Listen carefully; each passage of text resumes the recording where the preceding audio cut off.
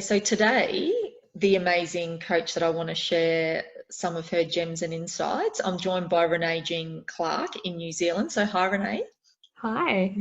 Great to have you along. Now, Renee's a women's health expert and she's doing simply amazing things. She has her own studio where she takes Pilates classes, she does complex musculoskeletal assessment, she coaches people online, specializing in women's health, eating disorders, endometriosis. Like, she's just got a long list of resume. And I've actually worked with Renee for 5 years now, and she's just an absolutely insightful, inspiring person. So I'm really excited to have her on today to share some things that may help us in this challenging time. And I will point out that Renee has done all of this, travels internationally, spoken internationally, and she's done all of this while being blind. So thanks so much for joining us, Renee.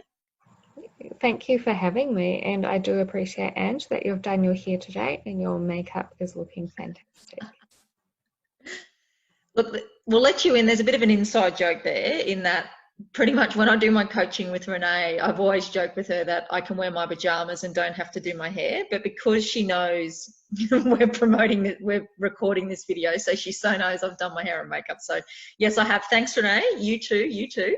Look, I just wanted to get you on today because I just love all the work you're doing, as you know, and you've faced adversities and challenges often in your life and overcome them. And I just really like how you approach things and how you can see things from a different view. So I'd love to just get your take on, what are you seeing that people are experiencing at the moment, and I guess some things that we can do that may help us get through all this.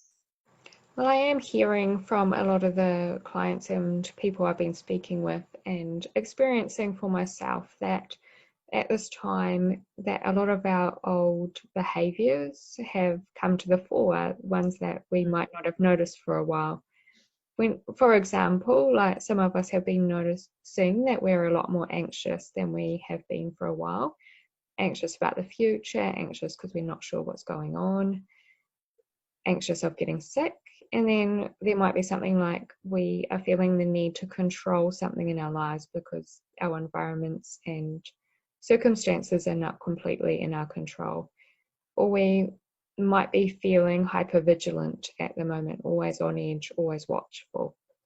Mm-hmm. And then the other behaviors that might be coming to the fore are things like even aggression and addiction, whether that's to other people, to ourselves, or in our relationship with food. For example, I've heard from many clients that they're spending a lot of time in front of the refrigerator, even when they're not really hungry. Look, I've been hearing that from everybody, and it's been in our household as well. Yeah, it's certainly something that's happening, isn't it? Yeah, and I think there's many reasons behind that, but one of them is that because we now are in confined spaces with limited activities, a lot of our unmet needs from the past that we've managed to not notice for a while are coming to the surface. Usually we're so busy rushing around from one activity to another and fulfilling our life duties and expectations that we don't get a chance to sit back and listen to our bodies and hear what our bodies are actually really needing and wanting right now. Yeah, no, that's so true. And so how do you sort of help your clients, I guess, navigate through that? Like, what are some things you feel can, help us move forward through that after we've sort of, I guess it's a great time for reflection, really, isn't it? I think so. And I guess what I'm offering to my clients and to any who are listening to this is that I'm open to just firstly being holding space for you to express yourself and your experiences. Often, especially in our confined circumstances, we don't have anyone we can just speak to and have a non-judgmental understanding ear and just be able to express ourselves and what we're really feeling and thinking. Mm. And then I usually try and encourage my clients to maybe come out of their heads a little. We seem to, well, a lot of people, including me, seem to be having back and forward discussions in our heads. And sometimes it's nice just to stop playing tug of war with our thoughts, drop the rope, and maybe tune into our bodies. Often our bodies intuitively know what we are needing rather than our brains, which always think they know, but often don't.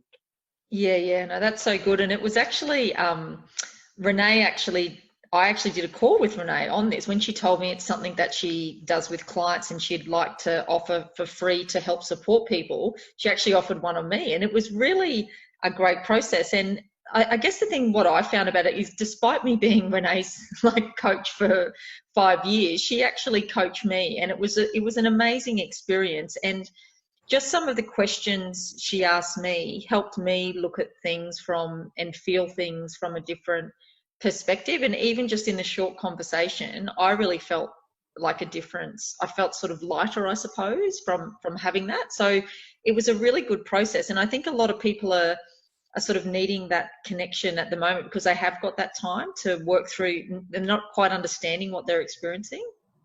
And I think particularly as the lockdowns continue, like we're already on day 16 in New Zealand, I think things are becoming more acute and, yeah, just coming to the front a lot more than right at the beginning when it was all novel and just time to readjust, really. Yeah, yeah. And what are some of the benefits that your clients have felt, after having sort of holding that space and having those conversations? I mean, I know I certainly felt benefits. What are some, I guess, differences clients have seen?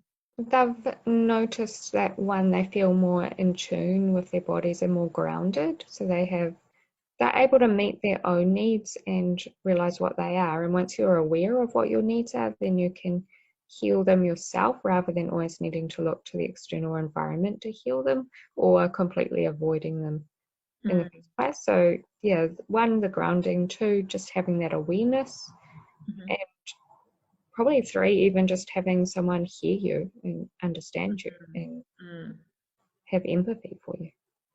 Yeah, like even Oprah says after 30 years of doing the Oprah show, every single person, including, Beyonce, Barack Obama, every single person basically checks at the end to say if it was okay, because they just want to, I guess, feel seen and heard and validated. Was it okay what they did? And just so having someone reassure that, I think makes such a difference. And I know, having someone to like Renee, who is so compassionate, so to compassionately listen is such a huge healing. So I just thought it was great that you're offering those calls and, in your time. So if anyone does want to take that up, I'd really encourage it, because it's really interesting when you just get asked different questions and have someone who has the ability to do that, how it can really help you process things. So thanks so much, Renee. I really love your expertise, and thank you for your patience today while we navigated a little bit of Zoom, Facebook connections, but we've gone with the Zoom video. So,